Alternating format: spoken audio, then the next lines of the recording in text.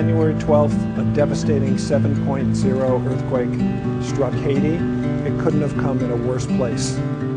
Immediately after the earthquake, our systems were down. All of the NGO community were responding as best we could, but the need for information far exceeded our capacity to communicate.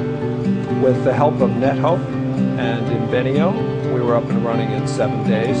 Our ability to respond to the earthquake increased dramatically with food, with shelter, medical care, water and sanitation. There were thousands of people injured, and it's really important for NGOs to divide their responsibilities and get as great a coverage as possible. With over 1.5 million people displaced, there's no quick fix to the solution here. It's extremely important for an NGO to say what's being done and what further needs there are. Invenio, NetHope enabled us to do that far more efficiently than ever would have happened if we had been left on our own.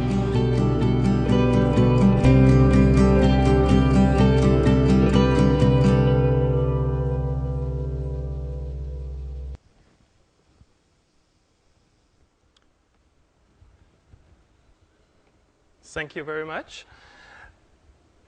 What I want to talk about today a little bit is how open source technologies help us to respond to disasters like those, but as well to bring long-term change into some of those communities where we work as Invenio. A short background, we are a non-profit organization based in San Francisco. As Mark mentioned, as you can probably guess, we come all from a technology background, specifically around voice over IP. Technologies, worked all in various startups, the founding team around these technologies, and thought we can take these technologies to areas where there's no communication, where people have no access to these kind of services, and really make a change in their lives. As always, when you have this idea, it sounds much easier in theory than in practice, but we've been doing this since about 6 years now, and I think we're seeing some impact of the work we're doing really on the ground in the various countries. But let's start out by, just for a moment, imagining what it is like out there in the world we're talking about when we say the world is calling. Large numbers of people don't have access to very basic services, clean water, sanitation. And they're so key, these type of services, then without clean water and sanitation, you're not healthy. If you're not healthy, it's very hard to go to school, to get a job, to be really productive in your societies. A large number of the people don't have any electricity. Many more have really unreliable electricity. Your workday, or your productive day in general, shrinks by 4 to 6 hours, which we're just used to working in the evenings or doing homework, cooking, whatever we do at home. It's all very, very difficult without electricity by kerosene lamps. In addition, kerosene lamps cost quite a bit of money, actually. And if you have a very little income, if you're living on $2 a day, you're thinking really hard about using those lamps or not, or using an extra lamp, and people have eye problems and respiratory problems and all those kind of things. If you're living on $2 a day, it's very hard to send your kids to school, even if school is free. You can't buy textbooks, you can't buy school uniforms, which are mandatory in many countries. You can't pay for a doctor. You can't invest money to save it and improve your lives down the road.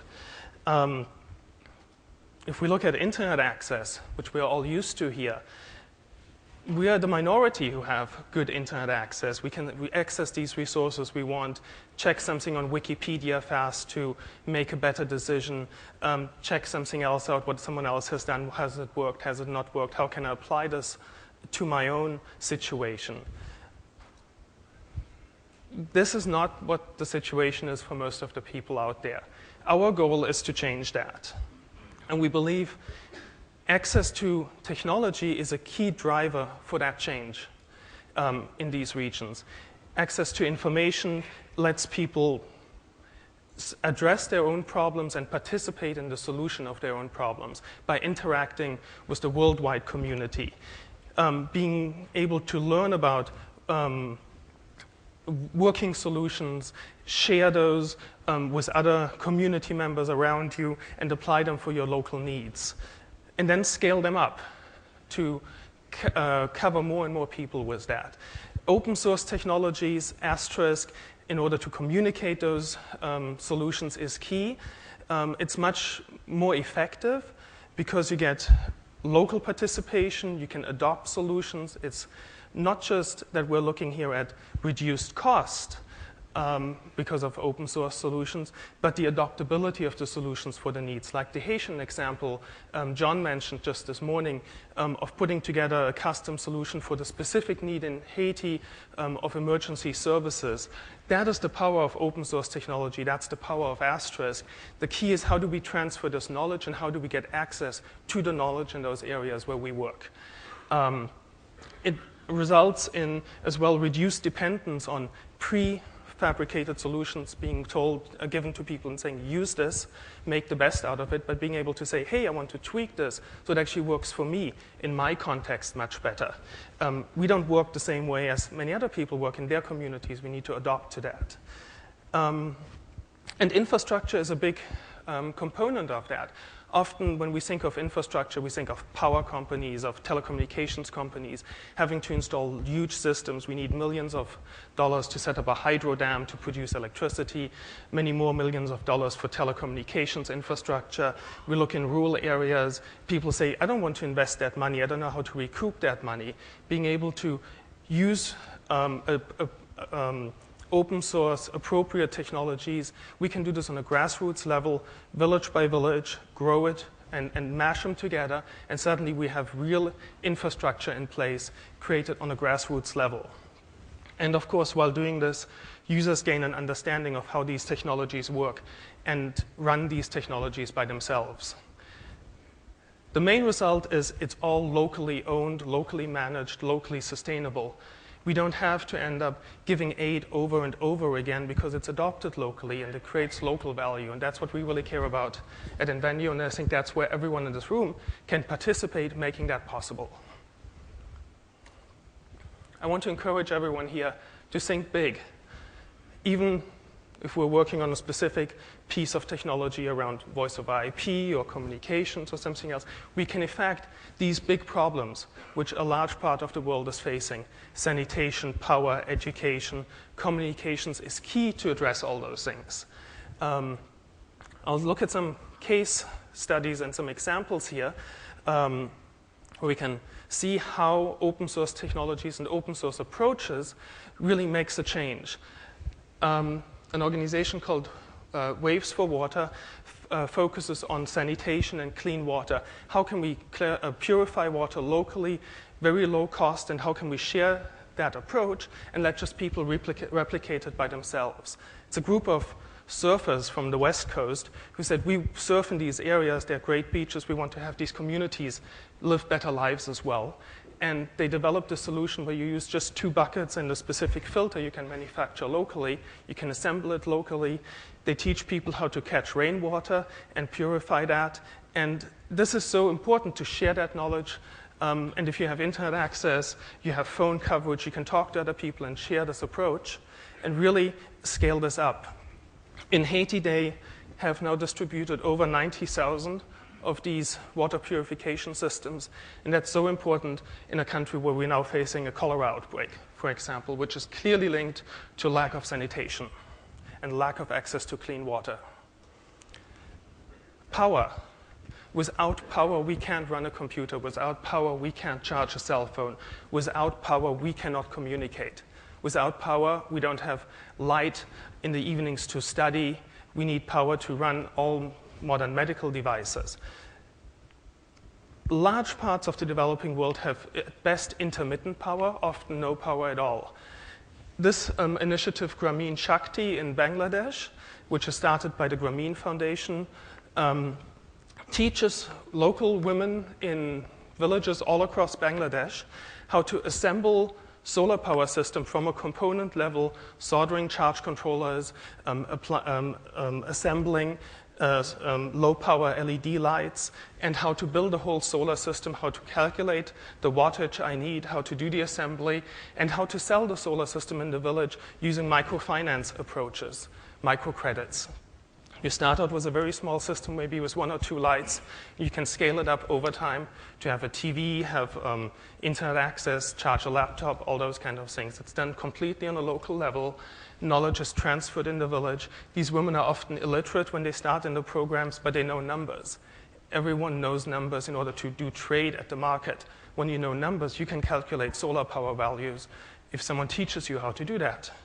This is an amazing approach. It's very low cost. It's very grassroots. And they're electrifying village after village, house by house, hut by hut in Bangladesh using this. You saw the video from Haiti. Here we pulled a lot of technologies together at once in order to react really fast after the earthquake and get communications out there. We used voice over IP technologies on top of broadband Wi-Fi technologies to connect all these locations. This is a sample of the network at some stage, and provide really good quality, reliable communications within days of the earthquake. It was key for those organizations like Save the Children, which we showed in the video, to respond effectively. If you can't communicate well, can't join a conference call, can't access GIS data of where the camps are, where people need medical attention, where your doctors are, and how to move them into the right location, you can't effectively respond. Pulling all these technologies together was a key for the NGOs we worked with. And what we did afterwards is transfer that knowledge to a local IT company in Haiti, which still operates this network after the earthquake, because they found it so useful to have a centralized IT support. They run voice over IP services, regular broadband IP services, and it works with the local ISPs who provide the international connectivity for this network. This was modeled based on some work we had done in northern Uganda was one of the locations. There are a number of other places in sub-Saharan Africa. We started this network to connect internally displaced people camps in northern Uganda back in about 2006. There was an insurgency since many years going on. Basically, a rebel faction was attacking local villages and terrorizing them in order to terrorize the government. People were put together in very tight camps, as you can see here, to provide security, to easier secure those locations. But there was no communication. This is on the border to the southern Sudan, so cell phone coverage is very spotty, if at all. If one of these camps was attacked, it was often difficult to let other camps know that rebels are on the way.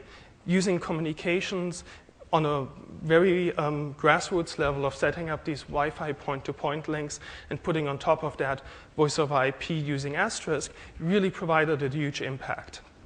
But much more than that, now that the situation is getting better out there, the rebels have been pushed back and unfortunately are now in the Darfur area, so just got better for them, but not for everyone necessarily. In these locations, which are now going back into their traditional villages, they have communication. They have now computers in schools which teachers can use to prepare for their classes. They look up history because there are no books available about the history of those tribes, but these, the histories are documented on places like Wikipedia and other things. So this is in place still. It's still operated. It's completely run by local Ugandans with support from IT companies in Uganda, but mainly run by actually people working in those villages for NGOs and by themselves. We're really excited to see the network still grow and make an impact. And of course, there is a project I like to talk about, which started with a bunch of geeks in a room saying, hey, how do we go about getting voice and data out to these rural villages in a grassroots level and something we can grow one location, one house at a time.